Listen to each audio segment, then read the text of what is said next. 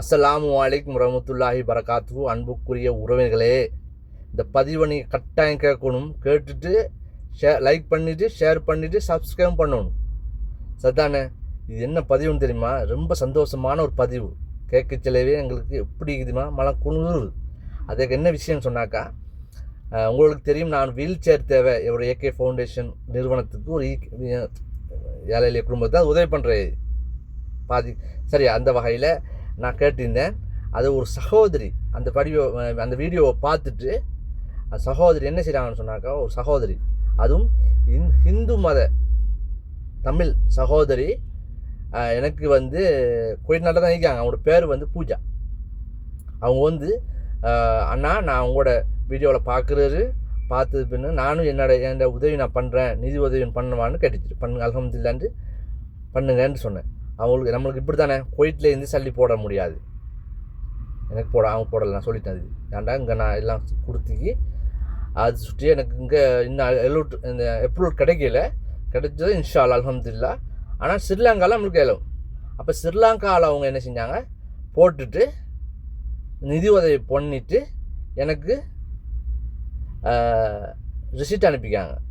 இந்த வீடியோக்கு மேலே போட்டுவினேன், அதுதான் உண்மை, அதுதான் அந்த ரிசிப்ட். அல்ஹம்துலில்லாஹ். அந்த சகோதரிக்கு நாங்கள் துவா செஞ்சு கொள்கிறோம். அல்ல நீண்ட கால சதுர சுகத்தை எல்லாம் கொடுக்கணும், நோய் நொம்பலத்துலேருந்து நல்லா பாதுகாக்கணும். அந்த கொடுக்கோண்டு வந்த உள்ளத்துக்கு நாங்கள் கட்டாயமாக நிச்சயமாக துவா செய்யத்தான் வேணும். சரியா? அதே மாதிரி நீங்கள் அனைவரும் ஒரு ஏழை எளிய குடும்பத்துக்காக வேண்டி இப்படி நம்ம கேட்குறாங்கன்னு சொல்லி போட்டு நாங்கள் அனைவரும் பாங்கு இல்லாமல் இந்த உதவிகளை பண்ணணும். எங்களை ஏண்ட ஹக்கை செய்யணும்.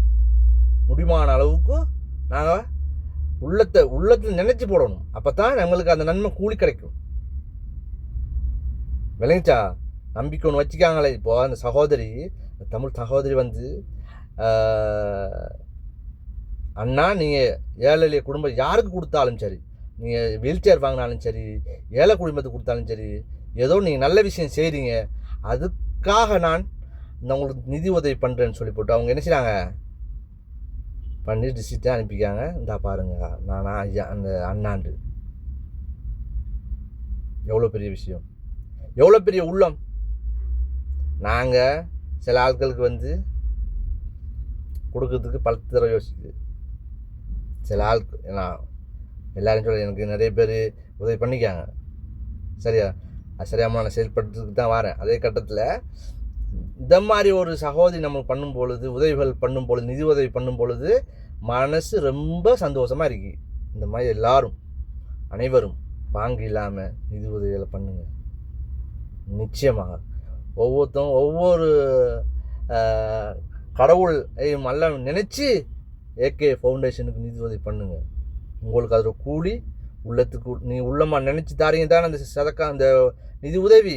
நிச்சயம் அதுக்குள்ள கூலி உங்களுக்கு அல்லாஹ் தருவாங்க. அது நிச்சயம் கிடைக்கும். அதில் எந்த மாற்று கருத்தும் இல்லை. சரி, இன்ஷா அல்லாஹ் அந்த சகோதரிக்கு நாங்கள் துவா செஞ்சு கொள்வோம். சரியா? ஏன்னா திரார கஷ்டங்களை கூட திருத்தி வைக்கணும். அல்லாட்ட நாங்கள் அதுக்கும் துவா செஞ்சு கொள்கிறோம். அனைவரும் துவா செஞ்சு கொள்ளுங்க. கட்டாயமாக ஏனையவர்கள் நிச்சயமாக அவங்களோட நிதி உதவிகளை நிச்சயமாக செய்யுங்க. அதுக்குள்ள கூலி நிச்சயம் கிடைக்கும். சரியா?